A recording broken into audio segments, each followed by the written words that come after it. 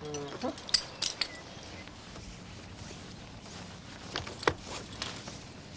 Marilyn, how you doing over here? Pretty good. You about ready to go? Yeah. Let me check your horse, make sure it's doubled back.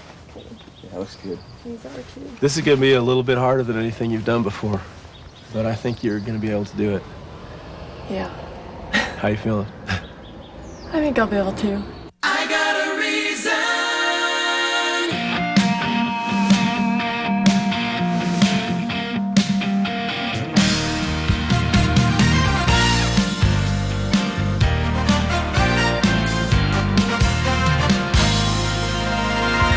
Questions in my head, I feel them in my heart.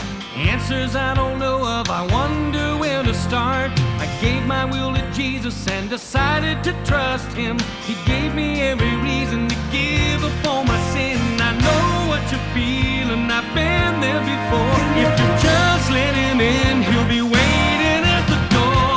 I got a reason to walk the street narrow. I got a reason to fire like an arrow. I got a life that's always worth living. You gotta come along. You feel you should be running, though you know you're standing still. You know you could be something if you only knew His will. Emotions running wild and you're chomping at the bit. Trying to work the pieces, but they don't seem to fit. I know what you're feeling, I've been there before. If you just let Him in, He'll be waiting at the door.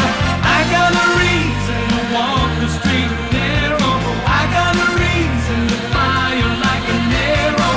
I got a life that's always worth living. You gotta come along. I got a reason.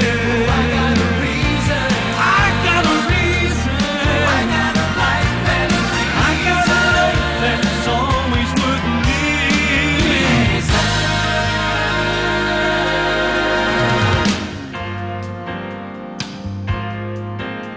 Life can have its twists, turns, highs, and lows as you search for the right person to marry. What do you do when you're involved with someone, but for you, it's over?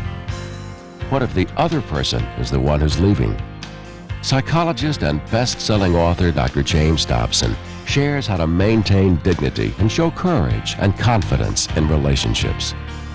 In this session at the Glen Erie Conference Center in Colorado Springs, Dr. Dobson tells why love must be tough.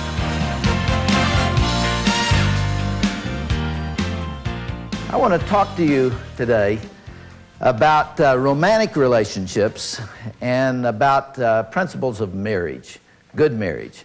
And that is highly relevant to you guys, of course, because the chances are very great within 5 to 7 years, most of you will be married. And I want to talk a little bit about what goes into a good marriage. Some of it will be autobiographical because it will relate to my marriage to Shirley. I'm very blessed, and you've already met her, and you know that. She's a great lady, have a very good marriage. It's not a perfect marriage. Not perfect, because Shirley's not perfect. But anyway, we have had a great relationship and a great marriage. We do have a little tiff every now and then, little conflict every once in a while, because you know, nobody gets away without that, and we've had our share of it through the years. We had a little fight right here in Colorado a few years ago. We had gone skiing in Vail together, and we had spent about 6 or 7 days together, day and night, and we had a little bit too much togetherness. You know what that means? It's when you've just about worn each other's nerves out. A healthy relationship is one that breathes like this. You move out a little bit, and then you come back together, and you move out, and you come back together. And we'd been together a little too long. We were starting to get on each other's nerves, and we'd had a great time, but it was time to go home. And so we got up in the morning. We had to catch a plane in Denver, and we were in a big hurry. And we threw the stuff in the car, and we had a couple of little arguments in the process of doing that. And we headed down the highway, and we got to Stapleton Airport here in Denver. Bad snowstorm. I mean, the wind was blowing, and it was cold. Shirley doesn't like the cold. And I pulled the car up there. It was a rental car, and I had to turn it in. So I pulled it up there to take the stuff out. And I mean, we were just going to barely make that plane. And my sweet wife, you know, instead of helping me get all that stuff out of the car, gets out, goes in the airport, and stands looking at me through the window. And I'm getting this stuff out, and there's 2 sets of skis and 2 sets of poles and 3 suitcases and 4 parkas and all that stuff. And the more I thought about that, the madder I got about it. Now, it was an immature response on my part, but here she is in the warm building, and I'm out there, and we're late, and I'm trying to carry all this stuff, and I couldn't wait to tell her how I felt about that. So finally I got all the stuff out, and then I started taking it in. I carried it in, and I'd demonstrating to her how I felt, and I'd set it down at her feet, and I'd go back and get another load. And I was just waiting for the opportunity to really express myself. Finally got it all in there, and I walked into the airport, and I sucked in a big breath of air to tell Shirley how I felt about her not helping me when we were late and everything. And before I could say a word, at that precise moment, I heard a cheery little voice behind me. And I turned around, and there was a man there and had his hand stuck out to me like this, and he said, "Dr. Dobson, I want to meet the man who's taught me how to really love my wife."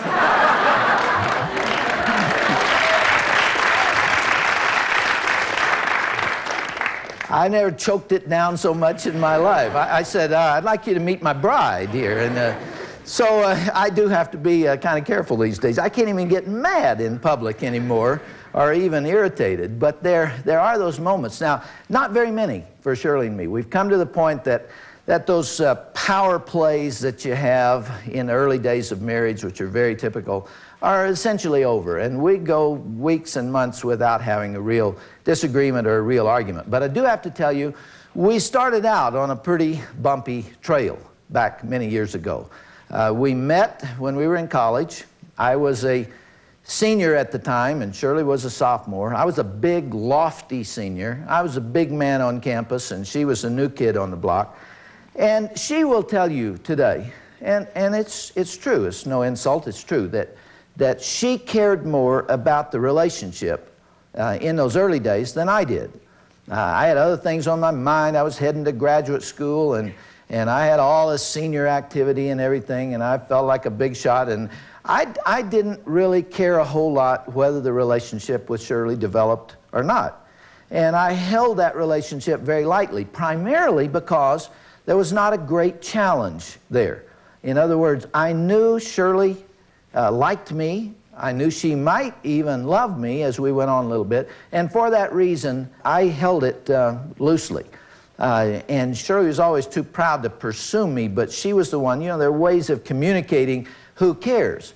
Well, it came down to my graduation, and I got pulled into the Army, and so the night before I left for the Army, those are the days, guys, when you served whether you wanted to or not, and I got classified 1A, so I was off to Fort Ord, California to go to the Army. And I went up there, and then I came back after about 3 months, and I felt I just really needed to cut Shirley loose. I felt that I was going to tie her up, and I didn't think I was going to marry her. I didn't think I loved her, and I liked her a lot, and we had a good time together, but I just didn't think it was going to work, and I didn't think it was fair for me to be off there in the Army and her to wait for me. So we had a great time. It was New Year's Eve. Had a great time together. We came back, and we were sitting out in the car in front of her dorm, and I broke the news. And I said, "Shirley, you know, I really care about you a lot. We've had 2 years of great fun here, and we've just built a relationship and everything, but I think it's only fair to tell you that I don't think I'm going to marry you, and I think that we better date somebody else." You know what that means, right? That's cutting the cord. Shirley handled that in such a beautiful way that I tell you, if she had not been so wise in the way she responded at that moment, we would not be married today. Everything was on the line at that moment. And she said to me, "Well, you know, Jim, I've been thinking the same thing." She said, "There are other guys that I want to date, and, you know, you're gone, and I think it's probably wise. Why don't we just do that?" And I was shocked, really. I thought she's going to hang on me, you know, and I thought she was going to say, Can we work something out, and will you write me and all that stuff. She just accepted it. And I went around, opened the door, and I walked her to the dorm. I said, "Can I kiss you goodbye?" And she said, "No, I don't think so." And she went in the dorm and cried all night. But I never knew that. If I had known that, it would have been over. She let me go with such poise and such respect and such dignity that the whole relationship changed. And instead of me saying, "How can I get away?" I began asking myself, "Do I really want to go?" Which is a very different question. So I went on through the Army. I came back and I went into graduate school at USC. By this time, Shirley's a big woman on campus, and I'm a forgotten has-been. And Shirley begins to look very good to me. By that time, she was the senior class president, and she was homecoming queen, and she was doing all this stuff, and boy, she was really in the thick of it, and there were guys all around, and she was off to this party and that, and doing all kinds of stuff. And I began to want her a whole lot. And so what I began to do was play the role she had played when I was a senior and she was a sophomore. So I'm calling her on the phone, and I'm saying, "Did you go to the senior class party last night? And who'd you go with? And who was there? And who walked you home? And why weren't you there when I called? And you didn't return my call." And yes, I was chasing her, and I was beginning to take the challenge away from her. And I was beginning to be the one that was conveying to her that I needed her a whole lot, and probably more than she needed me. And I'm telling you, she was just walking away from me. I was losing her day by day. And the more I lost her, the more desperately I wanted her. And that made me reach for her more. So I got to thinking about that. And I pulled off someplace for a couple of hours, sat at a desk, and I thought that whole thing over. And for 2 hours, I analyzed what had gone wrong. I had that woman eating out of my hand. She was wrapped around my little finger. And now, she didn't seem to want to give me the time of day. And folks, it hit me. I'd been praying about it. I think the Lord told me. I saw that I was behaving in ways that were disrespectful to me. I was starting to grovel a little bit. I was starting to chase her. I was starting to remove the challenge, and I was treating myself with disrespect. And it just like turning on a light bulb, I saw what was turning her off. So I sat down and made myself a little list, and I listed 10 things that were going to be different. And I said, I'm going to be independent and secure and confident, and I'm going to do all this stuff. Especially, I'm going to convey to Shirley one way or another that I'm going someplace in life, and if she wants to go with me, I'd love to have her make the trip, but if she doesn't want to go, somebody else will. And so I was just going to be very secure and very independent. We had a date on Valentine's Day about 2 days later, and it was the first time that I tried out my new 10-point philosophy. Worked like a charm. I mean, you can't believe. All night long, I was not rude. I didn't argue or anything. But I was just sort of in my own world and just sort of confident and just, I wasn't reaching for Shirley like I had been. And on the way home from the restaurant, took her out to a nice restaurant. On the way home, we were driving along. She was sitting next to her door over here, and I was sitting next to this one. We weren't talking very much. All of a sudden, she comes scooting across the seat, right up next to me, and she said, "Will you pull over and stop?" I was glad to do that. So I pulled over and stopped, and there was bright moonlight that night. And she said, "I'm afraid I'm losing you, and I don't know why." I said, well, I gave her a little speech. I said, I'm going somewhere in life, and I hope you choose to go with me. And we were married several months later. Those were 2 key moments in our relationship. One where I put the test on the relationship and she passed it. And the second one is where I played the right role with her and I passed the test. And that brought us together. Now, I learned something from that I have also seen demonstrated with other people earlier in life, but also, folks, in 500 counseling situations that have come from it. That simple concept is the basis for a book that I wrote called Love Must Be Tough. That's now sold 800,000 copies in hardback. I get letters on this book nearly every day from people who understand some principles of romantic relationships growing out of what I just told you that they didn't understand before. The main thing is this. Well, let me put it on the board.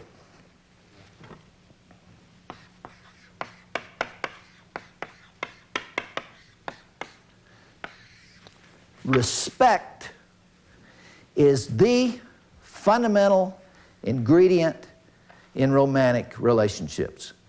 Respect precedes love.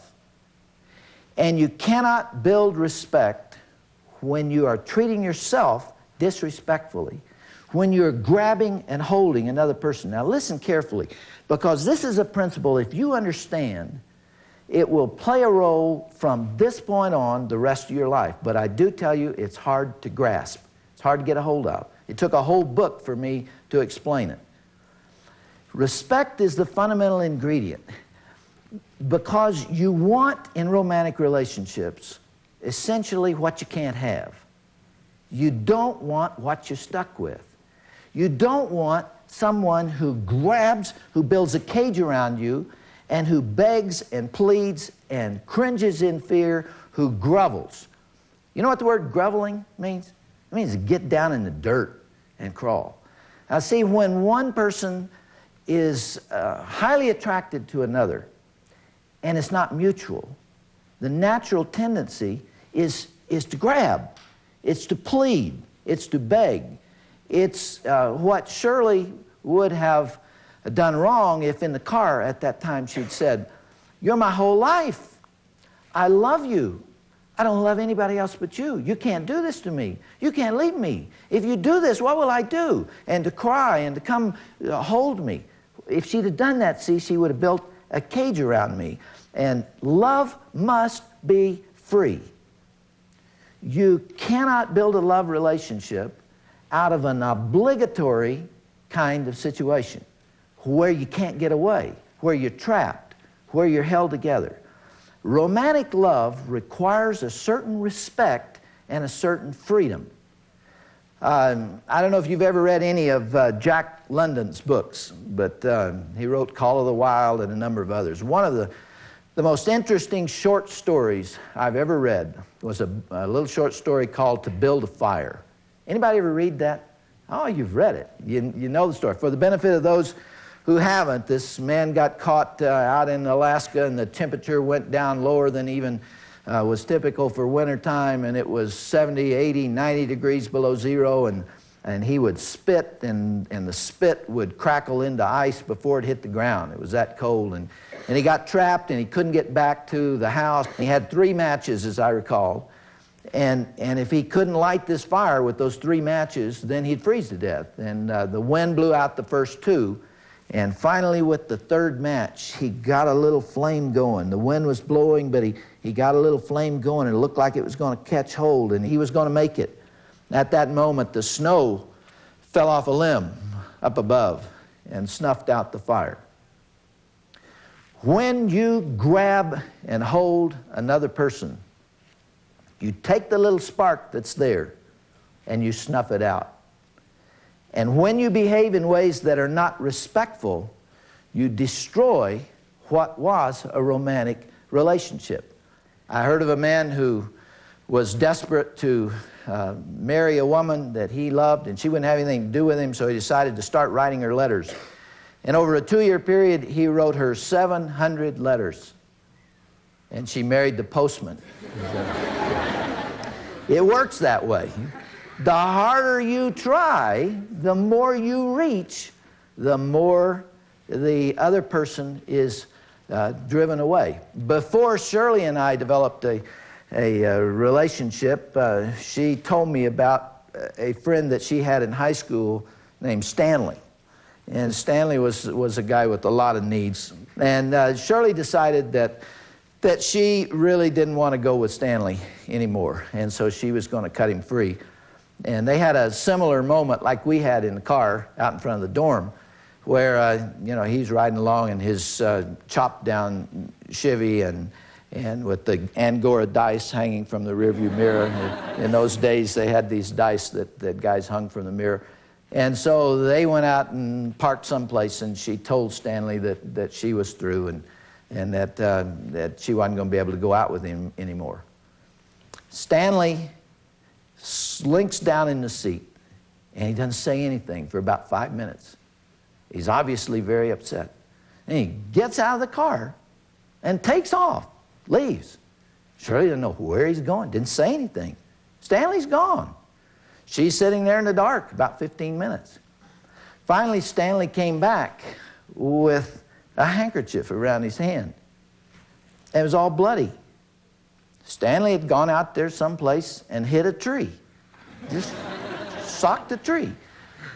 Now, folks, did that draw her towards Stanley?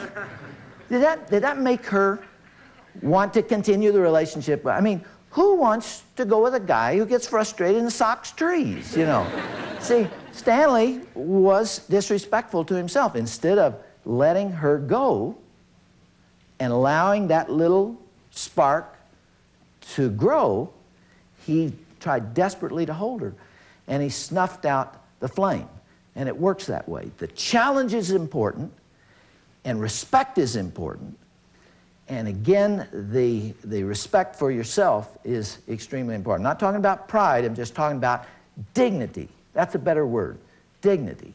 You can only marry one person in a lifetime, at least that's the way it's intended. And you don't marry somebody who is demanding that you marry them, or you don't continue with them. You do that because you want to. So love must be free. It's sort of like a little yellow bird. If you hold it too tightly, it will die. If you hold it too loosely, it will fly away. And those that succeed in relationships between men and women are those that learn how to hold the bird. Now, this is the point that I would like you to understand, and I don't think many marital couples, many people who are married, fully understand this. Getting married does not change this relationship. It is still the same. Even in marriage, there must be a certain dignity. There must be a certain respect. Respect begins to die usually in one person, and confidence begins to die in the other. All right, let me give you an example. You got Jack, and he's thinking about his wife. He didn't say this. This is not the kind of thing you say to anybody. He says about his wife. To himself. He says, I used to think she was pretty. Not pretty anymore. She gained 15 pounds after the babies came. She just never looked right again. I'm embarrassed. She's dowdy. I take her to the office. I really don't want the guys at the office to meet her. And this house is disorganized. I don't think she's really very bright either. Start thinking those kind of thoughts. Or Joan may be thinking about Jack. Look at him lying there on the couch asleep with his mouth open. Just look at him. The guy's going nowhere, and he's taking me with him. He's got no future. He doesn't care.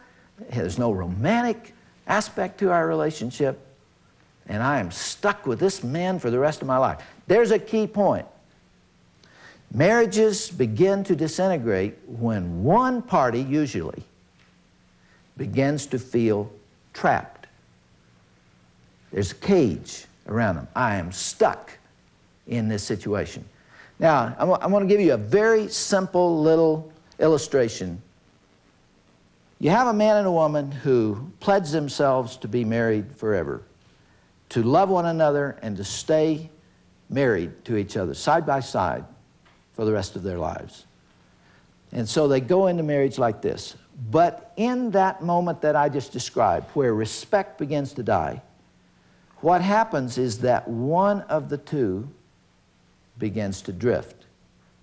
It's usually only one That's why there's usually only one member of the marriage that wants to come to marriage counseling. The other one doesn't want to come because he's really not interested in it. He already feels trapped, and the counselor is going to try to put it back together. So there's a drifting.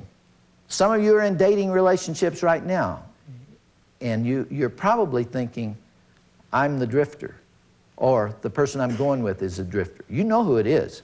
A gap is opened up. Now, in marriage, that gap is highly threatening and disturbing to this person because they can feel it. I mean, there are things that ought to be said when you pass in the hall or when you get up in the morning or the last thing before you go to bed at night. And those things are not said. And the person doesn't reach for you, doesn't touch you, doesn't do nice things for you, doesn't communicate that need, and you feel it. So the gap is opened up. Now, what is the natural, unthoughtful thing for this person to do? Follow. So that's what happens. Typically, this person comes racing after him. All right? And that closes the gap again. How does this one react to that? Yeah, he moved away because he needed space. Could be a man or a woman. And therefore, he moves again. And then this one's a little more desperate and begins to move farther. I tell you folks, in marriage counseling, that is the typical scene. Right there. It happens. Every marriage counselor alive has seen this. And you got the second person going. Now, this person is starting to panic. Panic leads to appeasement. If you studied World War II, this is what we did to Adolf Hitler. He's taken one country right after another, and we're trying to make peace with him. And Neville Chamberlain, the Prime Minister of England, is saying, peace in our time. Let's don't irritate Herr Hitler. See, appeasement never draws a person towards you. It always sends them the other way. Now, I talk to people in marriage counseling in that situation where a wife is so panicked that she's going to lose her husband in a moment like that, that she'll actually allow him to have other women or even bring them into the bedroom. That's not uncommon. She knows that he has other women, but she'd rather have him with a number than not have him at all. And so she begins to permit things. Does that draw him back? No, because it violates respect. He's being disrespectful to her, and she's tolerating it. She's groveling. And again, it could be masculine or feminine. I'm not saying it's all one way. All right, so this hand over here is chasing the other one, and it reaches a point as they move away where the panic is so great that this one grabs and holds, loses the confidence, and begins to smother the other person and beg for their attention and plead for them not to leave. And that's the ultimate disrespect. And the relationship is usually dead at that moment. Just as it would have been with Shirley in the car on that occasion, you see what she really did. I pulled out here. What'd she do? She went this way. What'd that do to me? Brought me back. I can't tell you why it works that way. I don't know why we are constructed like we are, but that's the way it often works. When you've got one that pulls out here, the best thing this one can do is pull this way. Why? Because it communicates to this one, you are free. You're not trapped. You're not obligated. You're here of your own free will. Not only can you get away, but maybe that's best. I'm only half the relationship. Now, obviously, I'm not suggesting that the person who is the rejectee in a marriage say, well, it doesn't matter, let's just forget the marriage. I'm not saying that at all. I am saying that they say to the other partner, you married me of your own free will. I couldn't have forced it. There's nothing I could have done to make you marry me. Legally, physically, emotionally, no way I could have made you marry me. You married me because you wanted to. And you will stay married to me because you want to, and not because I force you. I'm only half of that equation. Now, as for me, I'm committed forever, because when God joined us together, He made us one flesh, and I'm here for the duration. But I can only make up my mind. I can't make up yours, and you're going to have to do it. But in the case of infidelity, you will only have one. That's me. I can't tolerate a number of other people. I can't be a member of a harem. You're treating yourself respectfully.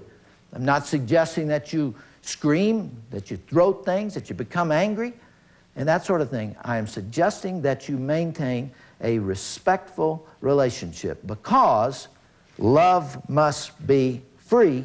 It has to be. God did not force you to love Him. You realize He could have done that? There are birds out there outside this window that the Lord put programmed behavior in, and they'll build the same kind of nest that 40 generations before them, 400 generations before them built, because they don't have any choice. It's wired in. He gave us no instinctual behavior. Man has no instincts. He wants us to love Him, but love must be free. He will not force Himself on you. He respects your free will, your choice. And you can relate to Him or not. So love must be free. Love must be tough, which is what I was trying to say here. There are times when you have to say the tough thing. And love really does have to be confident as well, because the lack of confidence that produces panic and appeasement produces divorce and disaster. Do you understand that? Does that come through? Let me hear your perspectives on it, or your questions on it. Yes? What if you're the one that is drifting away? Like if you're the spouse that is drifting away, how do you regain respect for your spouse? That's where commitment comes in. That's where you have to come back to your vows. The feeling component of a relationship is important, but it is the caboose on the train. It won't pull the train. What's the engine? Commitment. See? Commitment is the engine. The commitment says, we're going to make it work.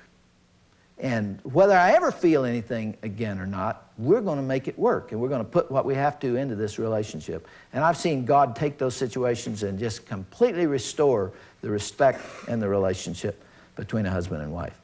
But that is a difficult one right there. What are some guidelines to know where to draw the line between showing a person that you care about them and actually chasing them?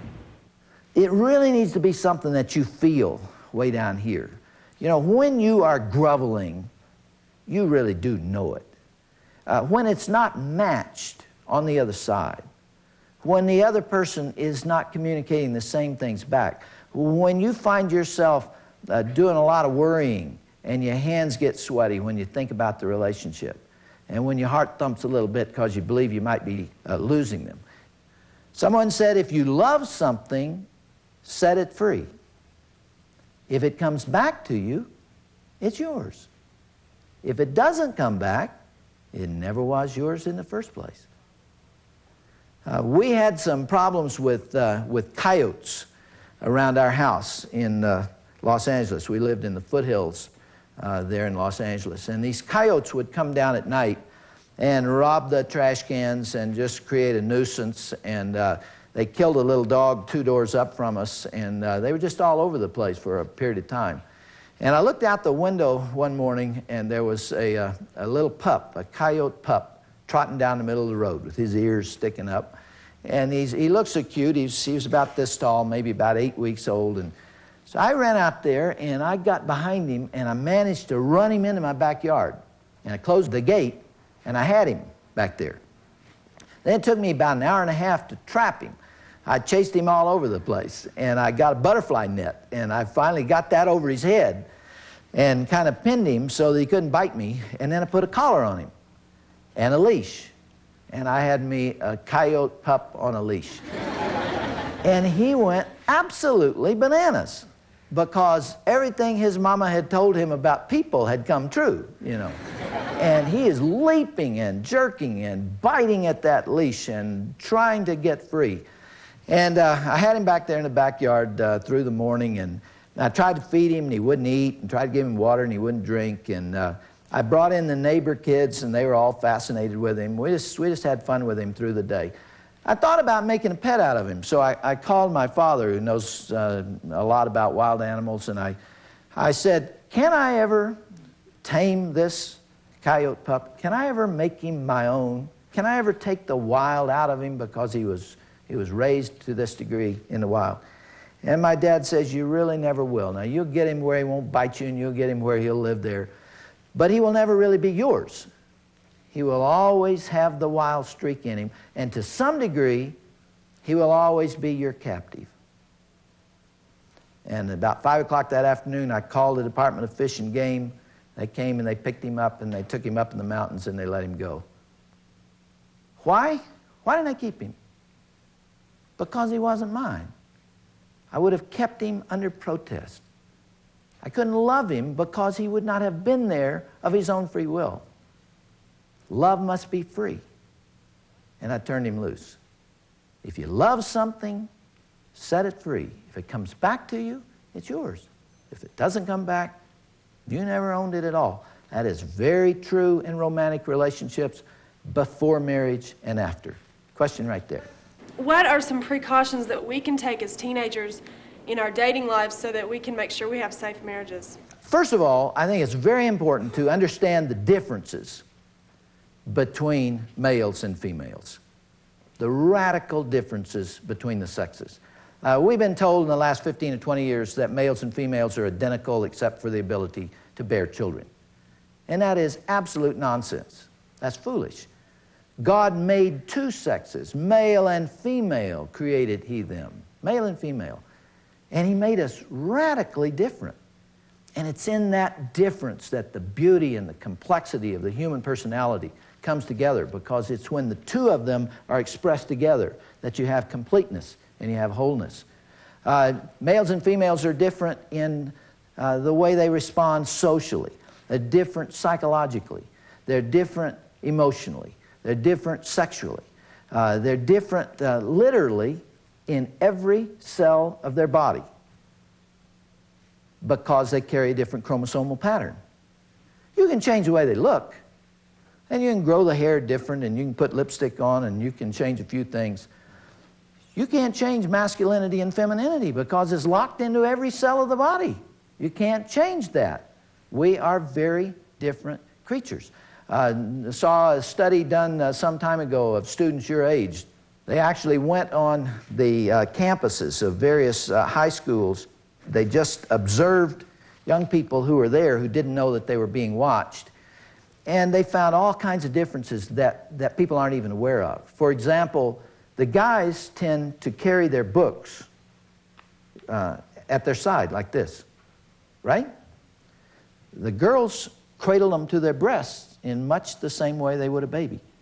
They're not aware of this. It's just a subtle difference.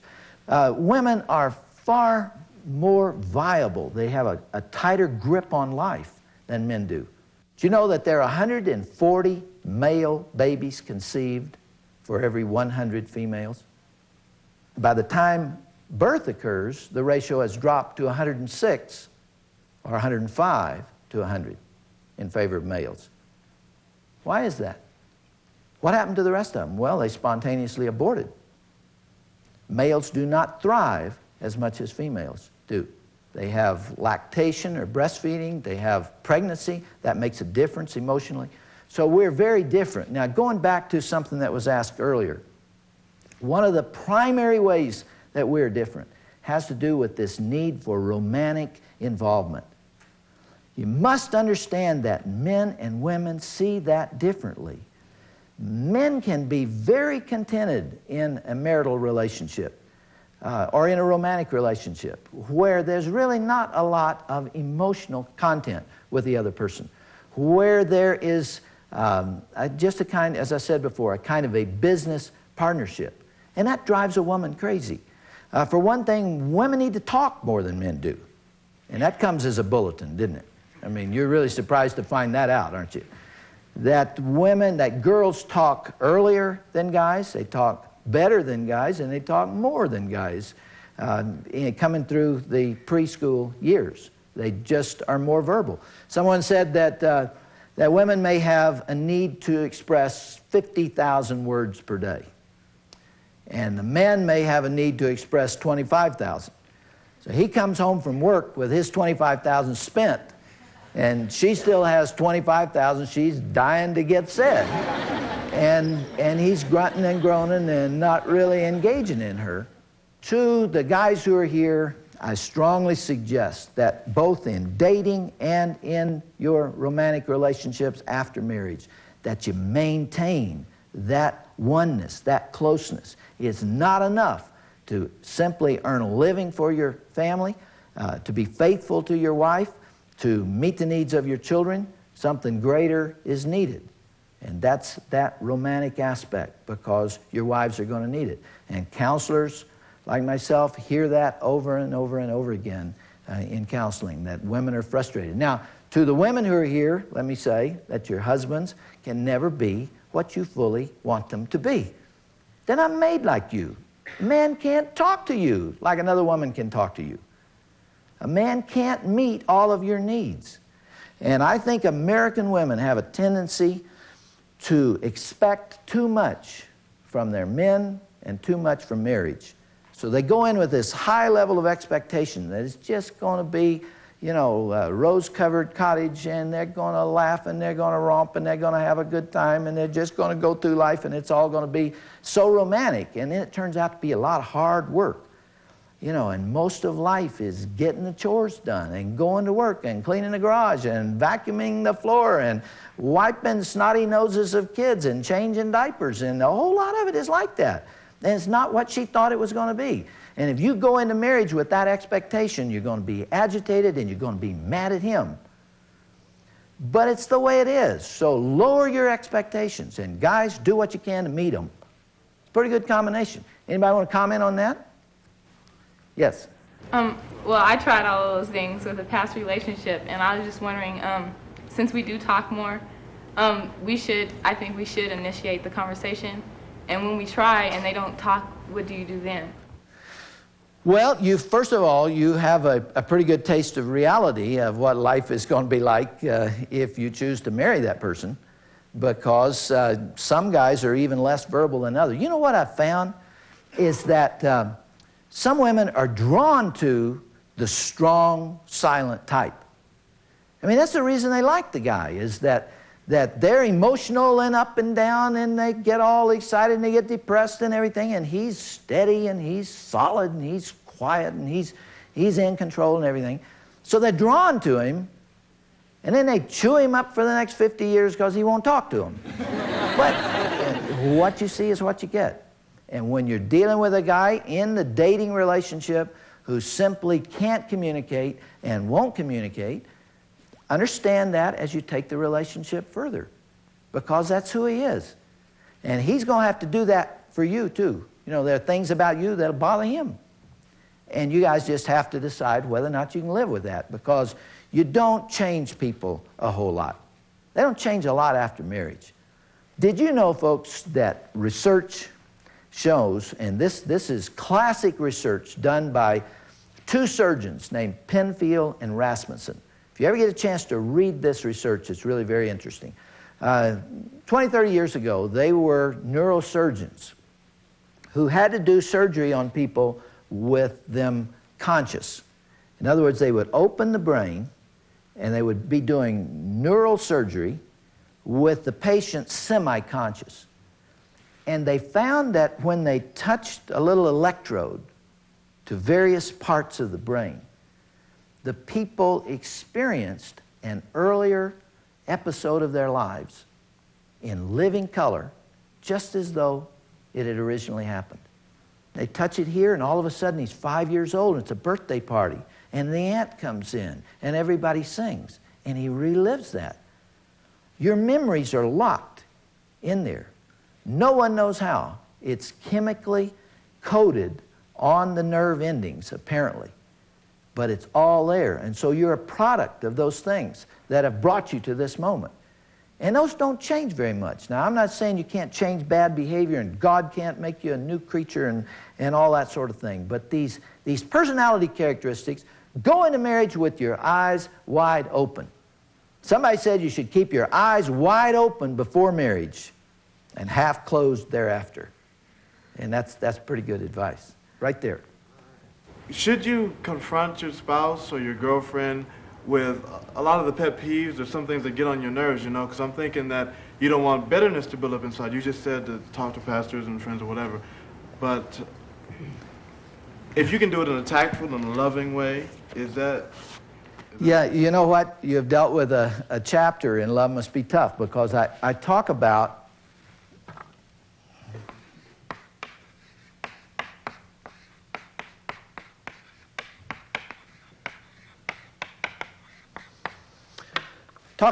defending the line of respect. If Shirley is going to fix a big dinner for me tonight, and I know that, and it's our anniversary, it's a special time, and I know she's gone to the store and she's working on this big dinner, it's a candlelight thing, and I'm working at my office and I get interested in what I'm doing, and I don't call her, and I come home an hour and 20 minutes late and the food is cold. She's not going to let that pass. I guarantee you, that sweet lady you've seen around here can defend the line of respect very well. She will say to me, she won't get mad, she won't scream, she won't call me names, she won't say she's going home to her mother, but she will say, you know, that felt disrespectful to me. That I went to this trouble and you knew I did it because I loved you and you didn't really care enough to call me. That bothered me. I hope you don't do that again. She's defending the line of respect. Now, sometimes within the Christian concept, our understanding of what it means to love and to give and to hardly notice leads us to shove down great resentment and great anger over real wrongs that are being done. And when you do that, it stores. And I guarantee it's coming back. At some point, it will boil over, and the acid, the bile that comes back will damage the relationship. I think it's a whole lot better, not because you got rights. You know, a lot of Christian speakers talk about the fact that you have no rights. I agree. God has all the rights. You don't have rights in marriage. But it's not that you're defending your rights, you're defending the relationship. What you have going together is important enough to say, that's not healthy to it. The things that Shirley and I tend to fight over are the things that one of us interprets as damaging to the relationship. And we'll say, hey, I can't let that pass. That's not good. And you get it out and it's over and we go on and it's forgotten. Managing this kind of anger, managing irritation, is one of the fine arts of marriage. If you can get that done, you're doing fine. Yes? How do you feel that the feminist movement has affected men and women and their relationships and marriages of today?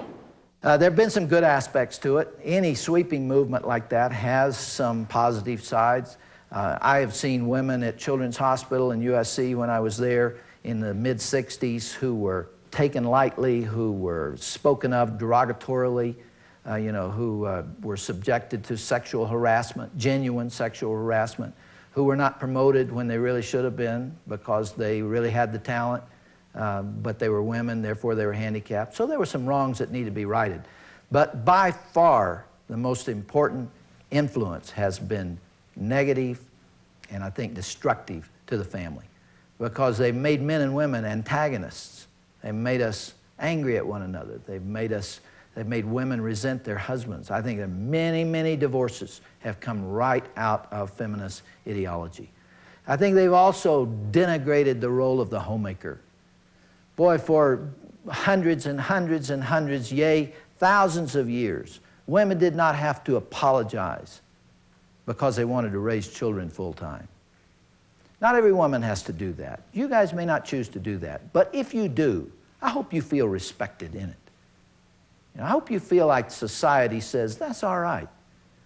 I counseled a young lady some time ago who came to see me because she didn't know what she wanted to do with her life. She was graduating from Cal State LA, and she just said, there's nothing I want. I don't want any career. I'm not looking for it.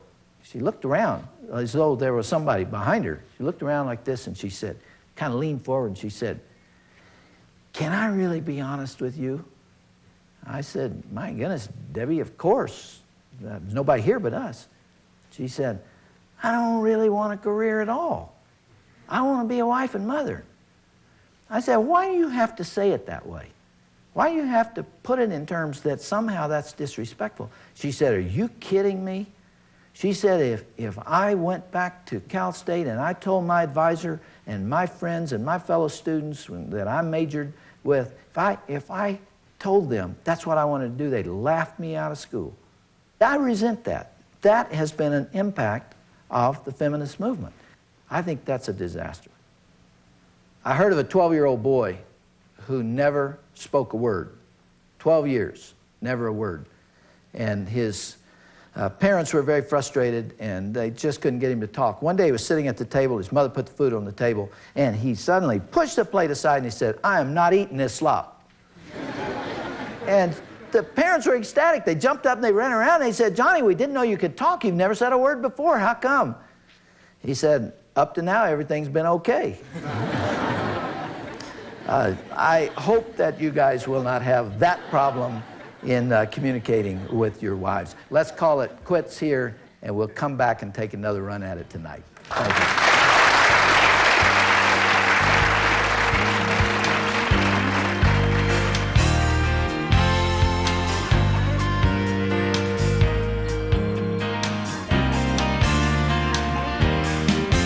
I know what you're feeling. I've been